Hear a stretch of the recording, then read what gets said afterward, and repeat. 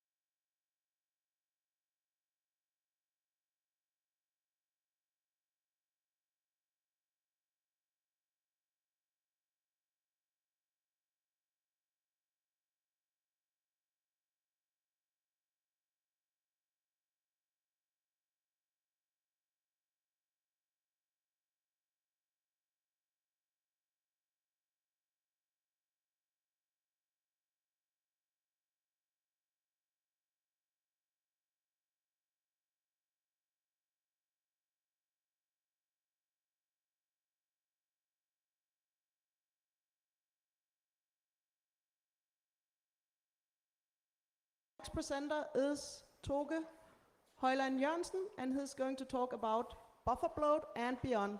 Welcome, Toge. Thank you very much. Yes, hello everyone. Thank you for coming. So the title of the talk is Bufferbloat and Beyond, and that's actually also the title of my PhD thesis. So I reused it so that I can reuse the template for the slides as well.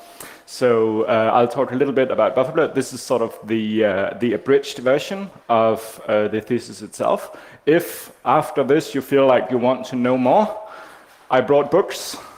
This is the thesis itself, so come and see me. It's first come, first serve. I have 5. But I'm going to talk a little bit about Bufferbloat. Show of hands, who've heard this before? Who knows what Bufferbloat is? All right. I'm going to tell you what Bufferbloat is, so don't worry, we'll get there. And then I'm going to talk about the work we've done in the Linux kernel to mitigate this, both on wired links and how you can fix your internet connection at home. And then I'm going to talk about Wi-Fi as well, because who here uses Wi-Fi? Another show of hands. All right, you're all awake. Thank you. Great. So Bufferbloat also affects Wi-Fi, and we've done some work in Linux as well to address this. And there's some policy work and some airtime steering work that's also gone into the Linux kernel. And I'll give you an overview of where this work is today, and so on and so forth. But first, how many of you have experienced this before?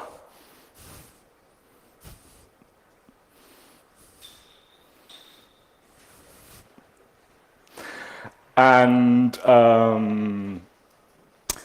what do we mean when we say slow internet, and what does this have to do with Bufferbloat, and how does Bufferbloat cause slow internet? So usually when we say the internet is slow today, it's because we have to wait for something. It's usually not because it takes 47 seconds to download the big file instead of 44 seconds. It's more sort of, I clicked like on Facebook and it took forever to light up with a little blue thingy, or I'm chatting and I don't get responses, I'm trying to have a video conversation and everything is laggy and I can't hear what the other person is saying. So it's all the interactive work. So it's really not so much about capacity and bandwidth, it's about latency, it's about getting an immediate response. And so Bufferbloat is basically this. This up here is a buffer, where, as you can see, the bottleneck down here is a little bit congested. There's more demand for capacity than this bottleneck can provide at the moment, so everyone just has to wait their turn. And this happens in networks as well. The timescales are a little bit different. In the network, it's milliseconds and seconds, whereas here it's, I don't know, probably hours. But it's basically the same effect. You have to queue to resolve this bottleneck.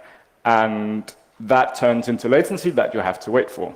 And this happens wherever there's a bottleneck in the network. Most usually when you have your home network at home, the bottleneck is actually your router that connects you to the internet, because the internet connection is slower than what you have inside the house, so that becomes the bottleneck, and then you get queuing. To put it another way, and this is why I have cute, blocky 8-bit animals on the title of this. This is an elephant, as you can all plainly see.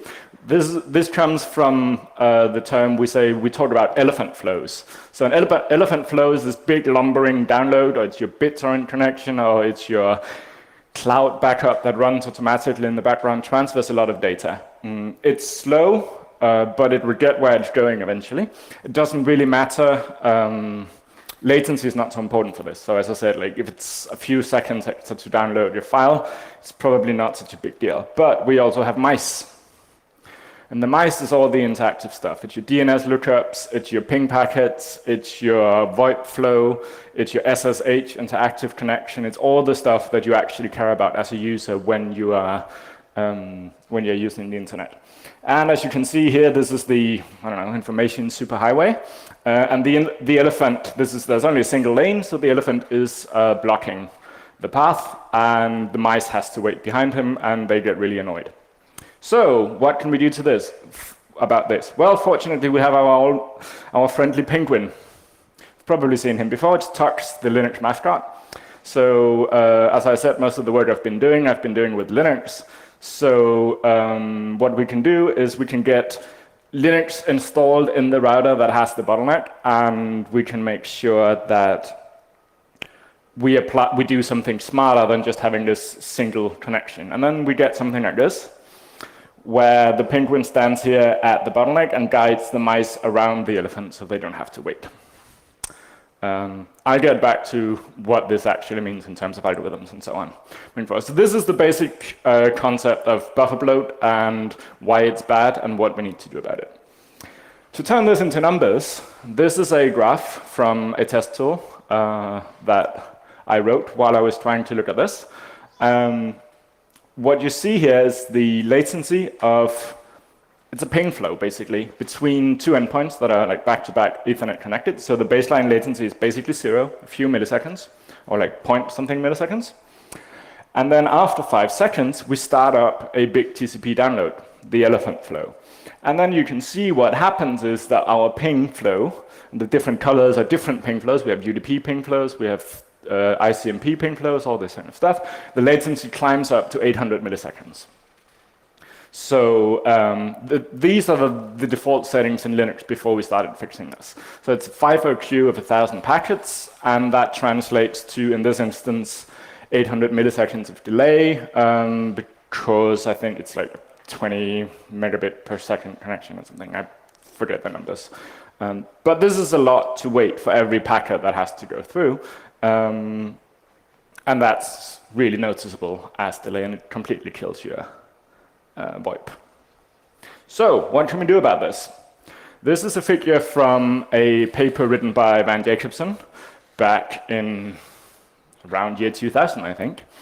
And he used this illustration to illustrate a servo system. So the way the internet works is a lot of the traffic is run over TCP, or these days QUIC, but that does something similar. So for these purposes, it's about the same. So TCP is a feedback system where the sender will send out data, listen for the response, and it will do retransmits if something is lost and try to adjust its rate to the actual capacity of the internet. We do this because when we start sending packets over the internet, we don't actually know anything about the available capacity, so we have to probe. And so a TCP flow becomes a servo system that tries to adjust itself to the available capacity. And that's sort of this was just an illustration, and actually the paper was rejected because some of the reviewers got offended that someone would put a picture of a toilet into a scientific paper. So it never got published. And that's part of the reason why we still have this problem, well, 5 years ago now. This servo system means that TCP reacts to losses on the path and say, okay, a packet got lost, that's probably because I exceeded the available capacity, so I have to slow down. And if there's a large buffer, a queue in the internet of 1,000 packets, packets are going to get delayed, they're not going to get lost, so TCP is just going to keep sending, and it's going to keep increasing its rate and exponentially until it does overflow, at which point we're back to the 800 milliseconds of delay we saw before. So what we can do instead is we can do this thing that's called AQM. So AQM is short for active queue management, which means instead of just having a queue, let's actively manage it and do something about what happens. So CUDDLE is a new algorithm that Van Jacobson also developed along with his wife, Kathy Nichols. And it's quite simple. This is actually all of it. This is the queue. It's k packets long. It can be as long as you like, actually, because as you'll see, it will rarely get filled up. So what we do is a packet, the blue things here are packets. When a packet comes in, we timestamp it. And then it goes into the queue, and we just dequeue packets at the rate that the link can service. And every time we dequeue a packet, we say the timestamp of the packet, how long ago was that? Is that more than 5 milliseconds ago? Well, then we started building a queue. And we don't want that, so after 5 milliseconds, we say, okay, now we have a queue. Then we drop a packet. So we don't do this immediately. We wait for one RTT. We wait 100 milliseconds. Is it just like, was it just a queue that arrived and then it immediately drained again because there was a transient spike? That's fine. This is what queues are for. But if it stays there for too long, then it becomes a bad queue. It's a standing queue and it just adds delay. So if after 100 milliseconds we still have more than 5 milliseconds of delay, we will drop one packet, just a single one. And then we will wait another 100 milliseconds because the drop signal then has to travel all the way to the receiver of the TCP connection, which then sends due back to the TCP sender saying, this packet is missing, and then the sender slows down, and then the queue will drain. And this takes around an RTT because the signal has to go all the way around, so hopefully if this works after one RTT, which we just pretend that's 100 milliseconds because we'll tune, I'll get back to that. Then hopefully the queue will drain and we're fine and we can keep the queue at a very low level. But sometimes it's not enough. So if after 100 milliseconds we drop the packet, nothing happens, we drop another one. And we have a counter of how many packets we dropped. And we keep increasing this and we sort of divide the interval that we take between drops by this counter. So the more packets we drop, the more frequently we start dropping packets until eventually we find the real RTT and the real rate that we need to drop packets at to keep TCP sort of adjusting. It will keep adjusting its rate up and down.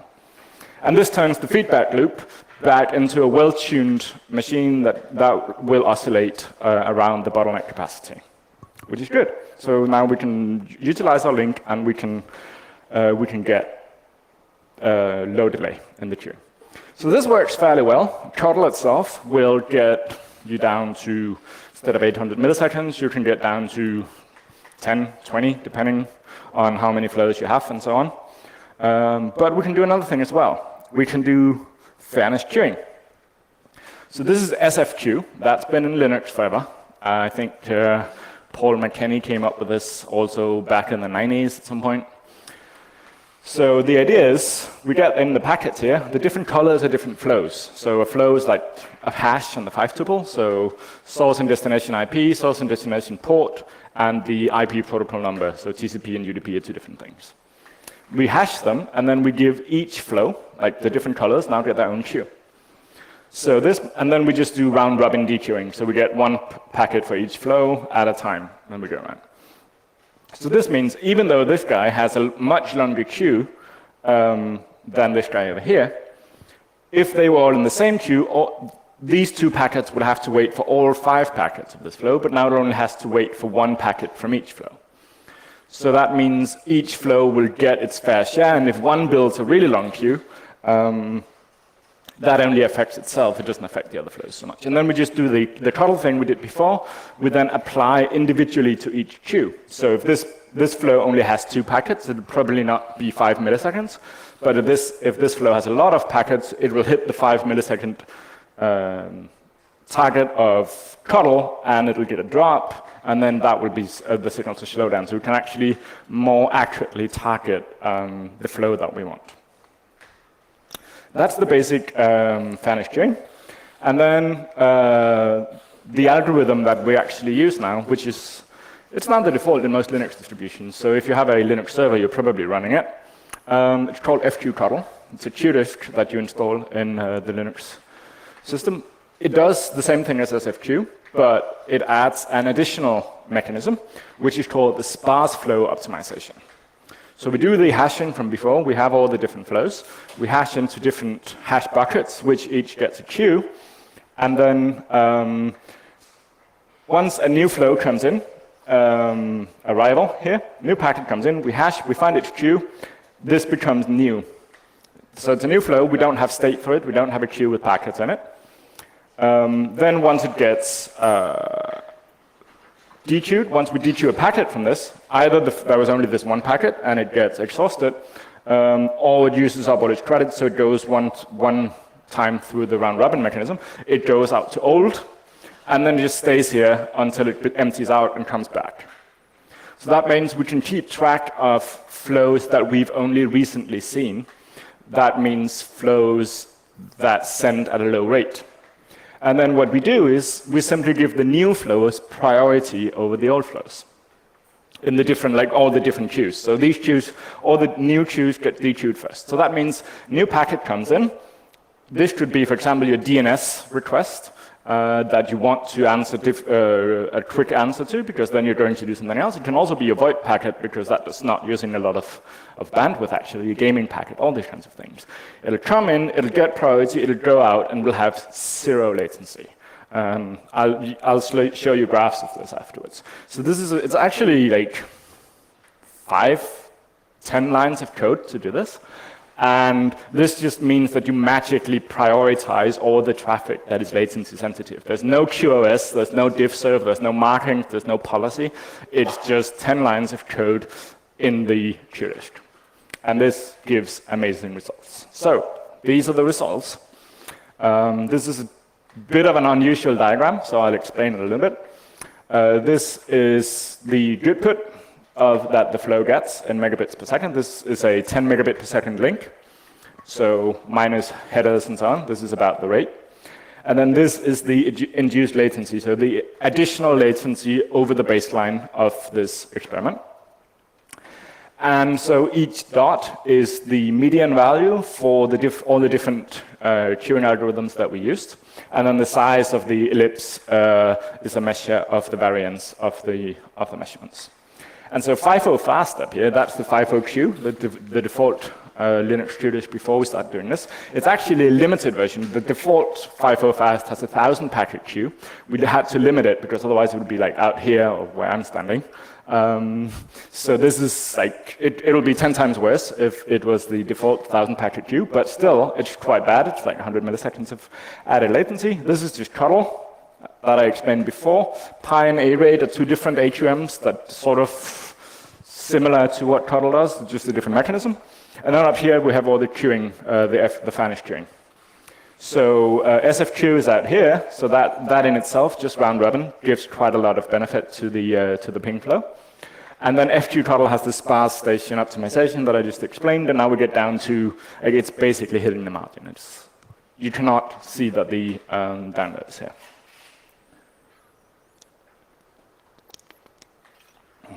And FQ Cuddle went into Linux 3.12, I think. So it's been there for quite a while.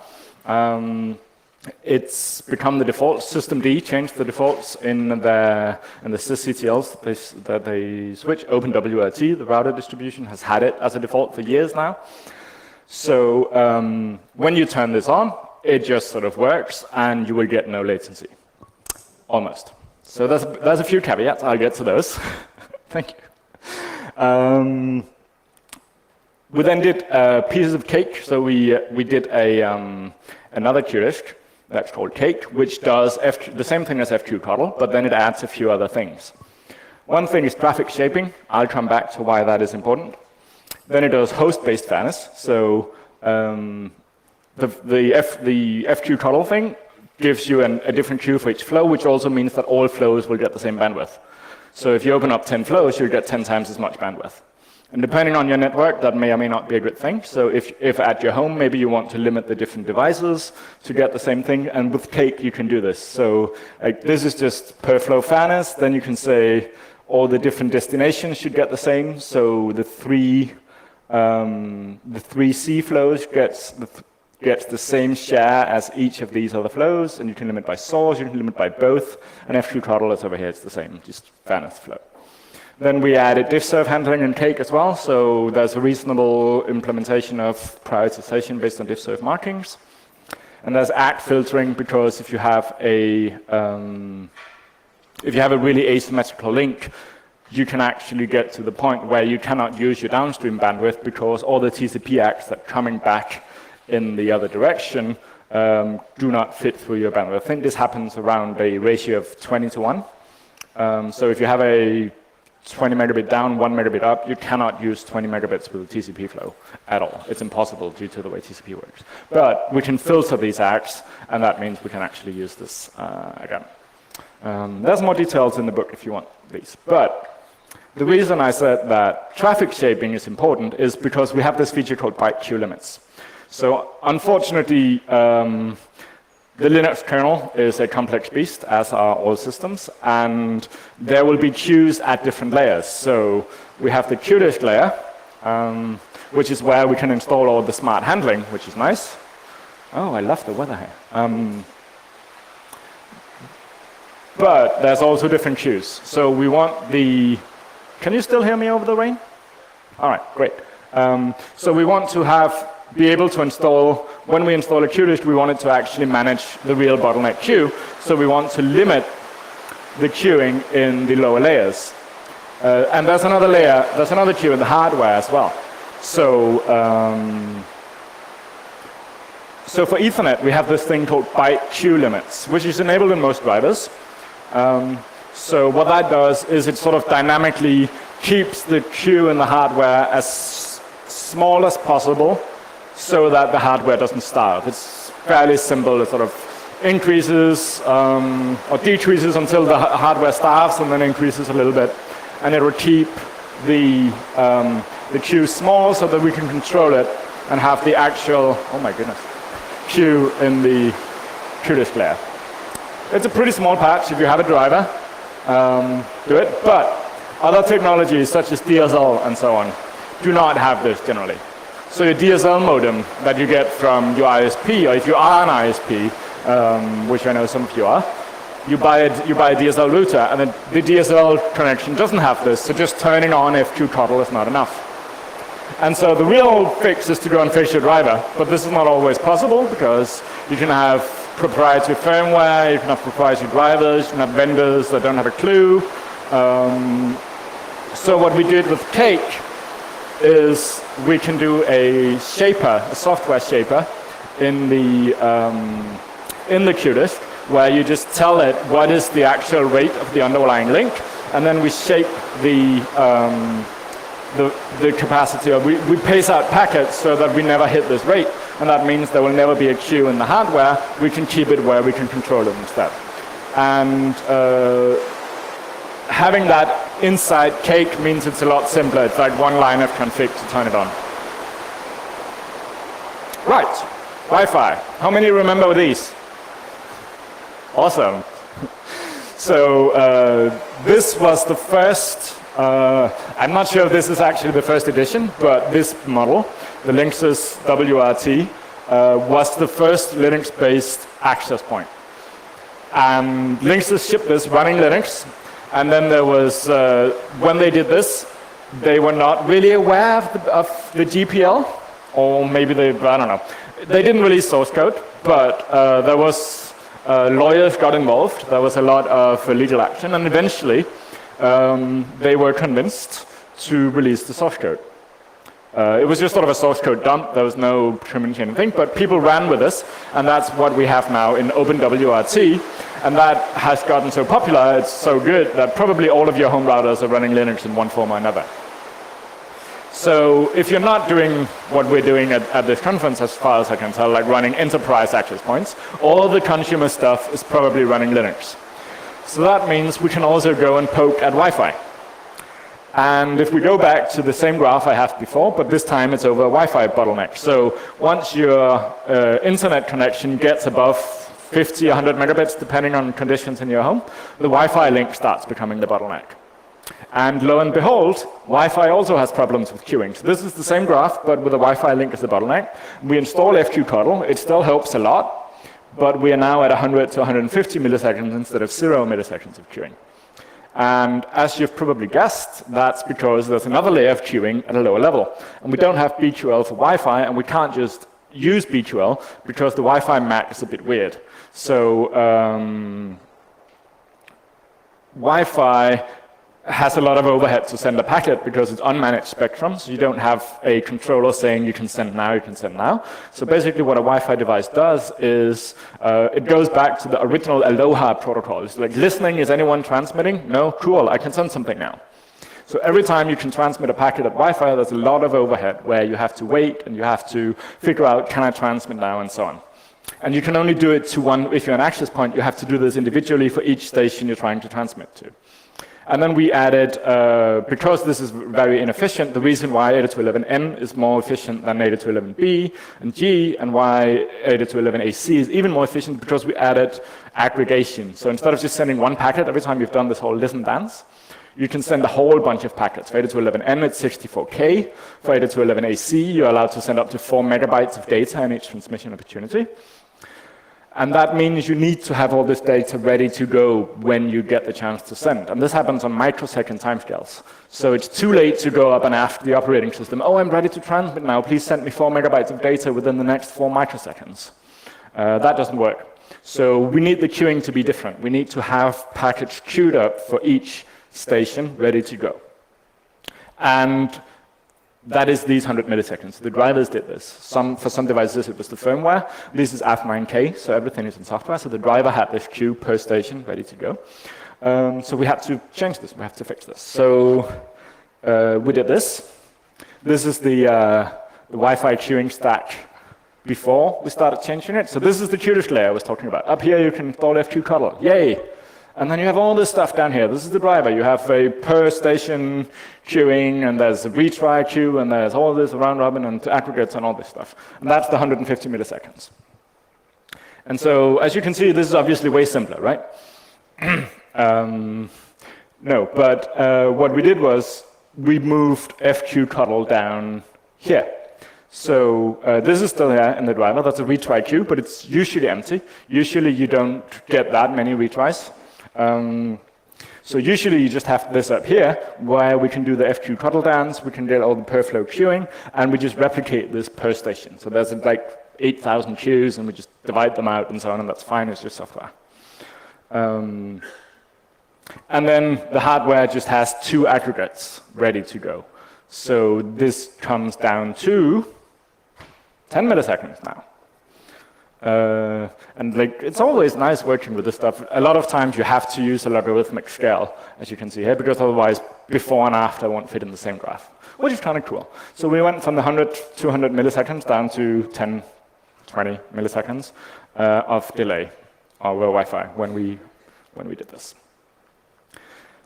Another thing this actually does is because before here, this was actually a pretty small queue. There's only 123 packets in total we could queue down here. So the total queue space actually increased, but because we're managing it, that doesn't result in big latency, but it means that we can have more packets ready to go. So if you look at the throughput here, you will also see, even FQCuddle helps a little bit, but FQMac, that's just the fairness queuing, the diagram before. I'll get back to what airtime means. But this increases throughput for fast stations because we can build bigger aggregates because we have more queuing space. We have more packets ready to go. And for slow stations, that decreases throughput. I'll come back to that, but it means that the aggregate throughput of the whole network increases because the fast stations can now go faster, which is good. But we have this thing in Wi-Fi where airtime usage is really the sparse resource. It's not bandwidth. Like, it's the time you spent transmitting to different stations.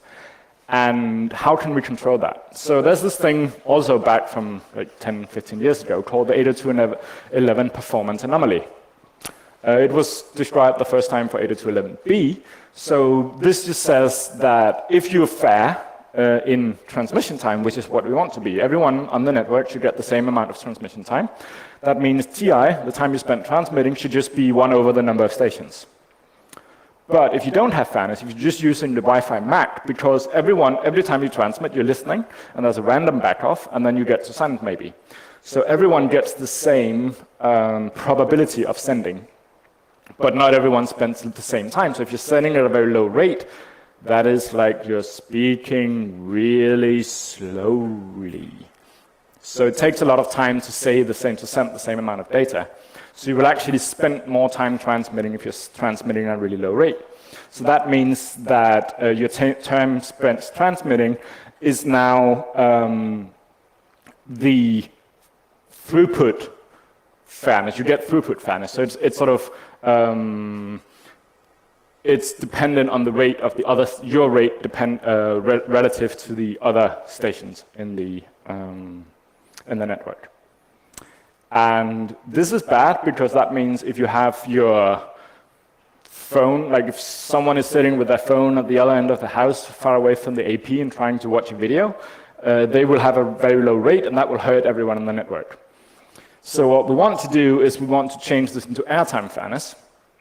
And it turns out that if you're the AP, you can actually do this by just keeping track of how long time did you spend transmitting to each station, and then even that out by just scheduling them differently. So if I send to you, and that takes me 5 seconds, and I send to you, and that only takes me 1 millisecond, then I'll send to you 5 times before I go back to him, because he's the slow guy, basically.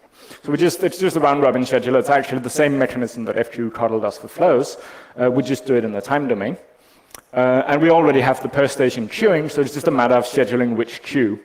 And we have to do some scheduling, so we might as well do round-robin scheduling with this as well. So we changed the Ath9k driver to do this. And before, with the FIFO thing here, you saw this is the slow station. It takes out 90% of the airtime, and these two get almost nothing through. And then, as I said, this gets a little bit better, actually, with when we change the queuing already, because we can make up for it a little bit by sending bigger aggregates to the fast stations. But if we do the actual scheduling, we can get complete fairness between all 3 stations. And this scales up to, with the test up to at least 30 stations in a single AP, just scales. And then we go back to the throughput we set before, where airtime now we get the fast stations get more data through because they now get their fair share. It hurts the slow station a little bit. And if you want to fix this, I'll come back to that, because that was, when I first presented this, the first question was, what if I don't want fairness? What if I want something else? So we went back and we did policy as well. But for just fairness, this is the aggregate throughput. This is the average of all your stations in the network. So this is sort of the aggregate throughput for your whole network. You get a more efficient network. You can transfer more data on your Wi-Fi network, which is nice. So, policy. The first reaction I get, but what if my TV is the station that's far away from the AP and I want to stream to that so it should get all the airtime it needs? It's like, okay, let's try and do a prioritization thing where we can prioritize single devices. Maybe we want to balance device groups in 5G, it's all the hype. There's this thing called network slicing, where the operator wants to sell their resources as many times as possible. And then if you're a BMW and you have a fleet of cars and you pay extra, then you can get priority and you can get reserved a certain amount of the airtime. And they can do that on like LTE and all these technologies. It's easy, but on Wi-Fi, we also want to do this. So this is also a way you can do this with the same thing. It's not my favorite use case, but it's something that's possible with the same mechanism.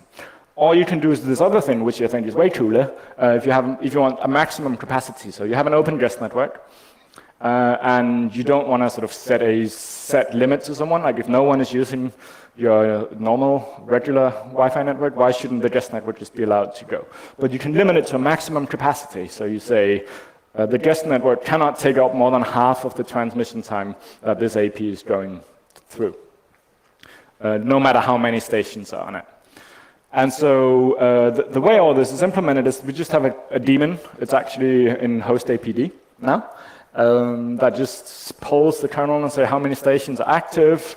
Do they have a queue? Okay, if they have a queue, that means they're probably transmitting. So there's these many stations, and I want my group to have this share, so I just divide that by the number of stations. I'm going to put weights into the kernel, and then the kernel just does a weighted scheduler, the same way as before. And then you can get these different operating modes. So you can say just static mode, my TV needs priority, or different groups needs the same weight, or different groups needs to be limited. So just configure the daemon to this, and it'll just keep listening to one station's associate and go away, and when they stop transmitting and so on. And this works pretty well, actually. So here we have the purple station should get half is on the guest network, or like the home network. You should get half. This is one group, and the 3 others is another group. So this group should always get half. So in the beginning, it has all the time to itself. Then one station comes on, and now they share. But then another one comes on the guest network, and the guests together get half, but the purple one still gets its half, and so on. Or you can just say everyone shares equally, and then they will immediately share equally as they come on the different stations. So, as of kernel 5.1, which is now already 2 releases old, everything here is now upstream in Linux. This is the history. So I was actually wrong when I said 3.12 for F2 throttle. It's all the way back to 3.5, which is like 2012 or something. BQL is even before that. Shared Cake has been living out of tree for a long time. We finally upstreamed it last year. The Wi-Fi queuing stuff got in 4.10. 4.11 is airtime fairness for Ath9K. Then we spent a lot of time doing the policy, and we also ported all the airtime scheduling from the driver to the common MACdata 211 framework. So by 5.1, that is also upstream in the kernel. I still have to post patches for OpenWRT to be able to configure it, but that's a minor detail. So all is good, right? We fixed Wi-Fi, yay, except drivers. So Ath9K is amazing. Ath9K is this open source driver from Qualcomm Atheros for 802.11n networks. It's completely open source. It's written originally by Felix Fietkow. It's an upstream developer. And you can do anything with it. Like the hardware is really dumb. So all the handling is in software. So that's been the prototyping platform of choice. If you go into Google Scholar and put in Ath9K or Ath5K that came before, you get thousands of hits. Ath10K is then the follow-on for 802.11ac. And unfortunately for Ath10K, they decided to move a lot of the functionality into firmware. And the firmware is closed. It's a binary blob. You just get it from Qualcomm. It crashes all the time, and it's really horrible. So we could do some of it. I'll explain this in more detail. MT76 is better. It's MediaTek 802.11ac, but the hardware is not as prevalent. IWL, Intel Wi-Fi, just added this quite recently for the Wi-Fi queuing, but doesn't have airtime. But it's not so important because it's mostly clients and so on. But others, most notably Broadcom, is a lot of CPE you should get at home, but all the other vendors, nothing. Some of them, we could get it into the driver, but again, we have this problem with a lot of the logic has moved into closed binary blobs firmware, and that's really bad. But we have some ongoing work to try to alleviate this a little bit. There's this thing called air queue limits. Remember I mentioned BQL in the beginning, byte queue limits? Well, for Wi-Fi, we can sort of do the same. If we have a big, dumb firmware blob that will queue a lot of packets, Ath10K, for example, will do seconds of queuing, thousands of packets. But we can do the same thing that we do for BQL, except for Wi-Fi, we had to account in time, not bytes, because the whole transmission time thing. But we already know, sort of, usually, roughly what time, how much time, what rate we're going to transmit to each station, so we can go back and calculate bytes, and then we can put in limits, and Google prototyped this fast 10K with great effect. But unfortunately, it is open source. It's in Chromium, but they implemented it in the driver, so it needs a bit of porting work to go into the framework that we did upstream. But that will help a lot on the queuing side. Airtime fairness might be possible as well. It's actually in Ath10K, and it works fairly well, but for other hardware, it sort of depends on how it works and so on. Yeah. So, and then there's also when we changed the queuing stuff in MACdata 211, drivers have to opt into this. So it's a different API between the driver and the rest of the kernel. And there's some, Johannes, the Wi-Fi maintainer, Linux has some idea to just emulate the old API, and then we can just port everything at once instead of having to port every individual driver. And then there's and then we just, for getting the AQL support and for getting airtime fairness, the hardware needs to be able to tell us how much time did I spend transmitting. So that's why I say it's not necessarily all drivers we can do this with. What you can do if you're someone who purchases a lot of devices from an OEM or something, you can go beat up your OEM, they can go beat up their vendors, and maybe we can actually get support for this. I know it's an uphill battle, it's really annoying, but if you can actually get support, if you can pick hardware that has support, this really helps the Wi-Fi experience. It gets a lot better. This is not so important. That's sort of another thing that's ongoing is this virtual time-based scheduler. So specifically when we try to do MuMIMO or because it's DRR-based, we have to throttle, like you do round-robin scheduling to achieve airtime fairness, so you have to throttle stations quite a lot if they're slow, which can be a bit difficult. Or like it can get you some weird delays. So we have this prototype patch to use a different scheduling mechanism, which I have to go back and brush off and send again, which might improve this. But it's sort of a more of an implementation detail than its functionality. So, summary, Bufferbloat. Now you know what it is, why it's important, and how to get rid of it. It's basically fixed in Linux for a lot of the technologies. You can fix your own home networks. The network you save might be your own. Go do it, especially if you happen to be at an ISP and you can do this for all your customers. We have the technology, like Cake is one line of config to turn it on your router. We have scripts, it's an OpenWRT, there's a GUI, you can just turn it on, it really helps. The internet works again, it's amazing. You can have your video calls while you're running BitTorrent and downloading and everything, and you don't notice, it's amazing. References, these, the blue stuff is links. I don't know if the slides are going to appear somewhere, hopefully, so you can click on these. If not, you can come get a book from me. If you want to know more details of this is also, most of the research is open access, so you should be able to find it on the internet if you want to read the gory details. So yeah, thank you.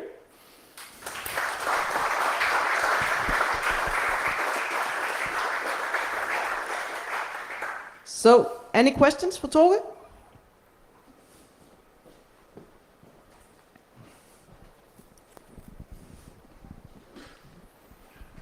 Hey, how does your work tie in with environments where you have lots of other APs going around, sort of taking up airtime and so on? Do they respect these changes, or how does that work? Yeah, not really. The AP only looks at the traffic that it sees. So if you have an environment where you have a lot of other APs, if they're in different channels, it doesn't matter, they don't interfere. But if you have interference on your own band, whether it's another AP, it's LTE, it's a microwave, whatever, this just means that the amount of airtime that you get for your network decreases. You'll still be fair within your network, but the overall capacity will decrease.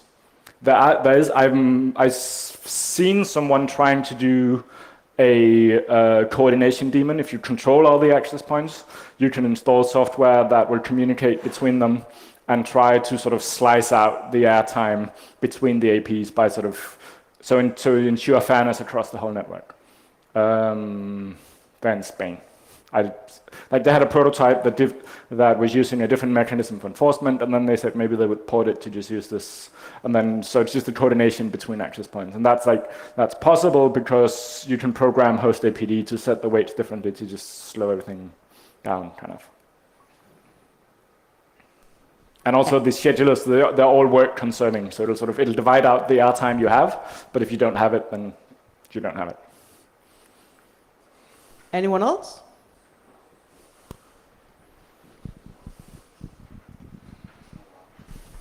So the Cake scheduler, is that only for the Wi-Fi interface where you are running as an access point, or is it for also your laptop? Actually, Cake doesn't work so well on Wi-Fi because we needed the queuing per device. So all the stuff we did on Wi-Fi was try to get the Wi-Fi queues themselves to work, so we don't have to do it at the queue lift layer. So the main use case for Cake is your upstream connection to the internet. So it's like where usually you have some hardware that you can't control. Either it's because you have an ADSL modem or something from your ISP that's just a black box, and it usually has a big queue. So what you then do is you shape to rate just below the bottleneck, and then you can move the queue to where you can control it. And Cake is really optimized for this. It also has features to compensate for different framing. So DSL will split packets up to small AQM cells, and that has to be taken into account when you're shaping and so on. And on the other direction, on your home network, you can try to shape after the bottleneck. You have to shape a little bit lower, but because it's TCP, you can sort of influence it as long as you're not being DOS'd. So you can sort of fix it in both directions from your CP. But Cake is really its target audience is fixing your home network. Maybe using it as an ISP as well, but there's some features missing a little bit for this. But could presumably be used for this as well. All right. So say you have a really fast fiber connection and you just want to optimize your Wi-Fi, then FQCuddle would be fine. Then you would, if you just want to fix your Wi-Fi, then you find a Wi-Fi device where that has driver support for the Wi-Fi stuff and use that. Then you don't need to do anything. Like actually, you will see if this is the AQM stuff in the Wi-Fi driver is activated, we remove the queue disk completely. So you will get no queue on your device, and all the queuing happens inside the MAC layer for Wi-Fi. Anyone else? No? Oh, Then and let's also, skip. Yep. oh, sorry, just because you have a fast fiber connection, you can still have Bufferbloat. So you should measure and test. Yeah. So let's give Toga a big hand. Thank you.